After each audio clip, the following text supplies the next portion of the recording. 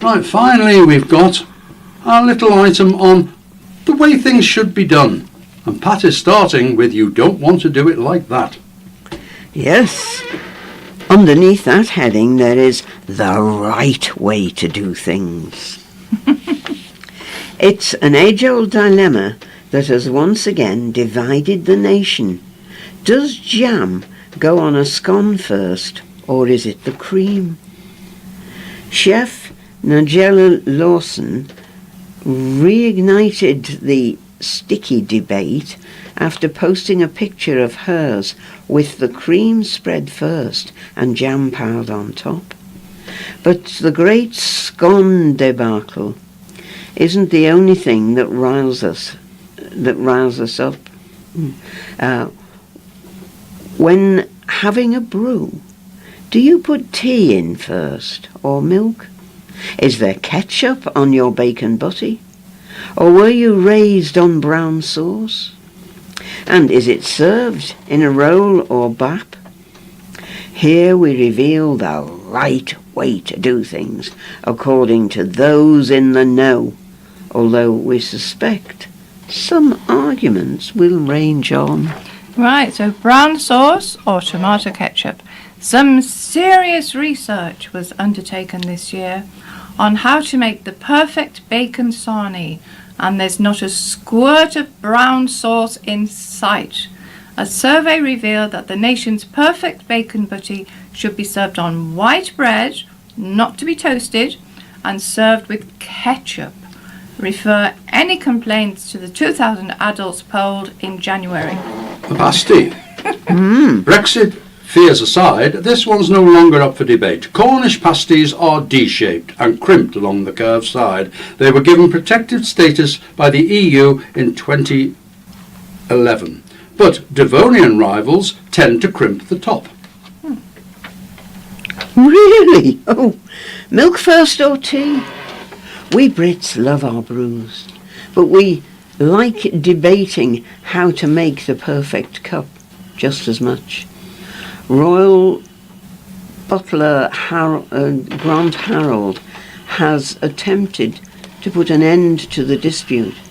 He explained that since the 18th century, the proper way of brewing the national beverage has been tea before milk, a rule which the Queen herself follows. He went on, "I'm sure the Queen enjoys her Assam or her Earl Grey the traditional way, made with tea leaves in a teapot and poured into a fine bone china teacup." And dunking biscuits to go with your cup of tea. You may think that dunking a biscuit in your tea is fairly innocent, but according to research by McVitie's, doing so in the office is considered highly inappropriate. The study found that 1 in 5 of us disapprove of co-workers dunking their digestives mid-meeting, despite the fact that 71% of us enjoy a soggy biscuit. Entering or leaving a room. Exiting a room with your back turned to your pals is apparently extremely rude in polite society.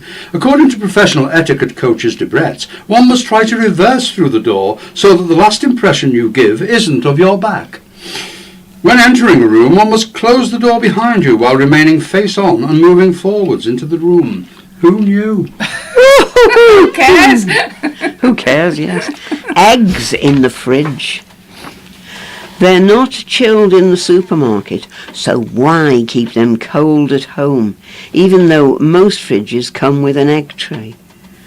UK law states that all egg-laying hens must be vaccinated against salmonella, so British eggs do not need to be kept in the fridge.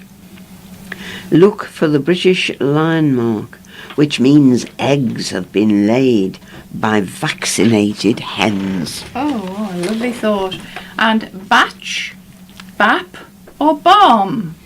This ultimately boils down to where you're from. But a poll by the University of Manchester in 2013 found the most common name for the humble bread roll is a roll.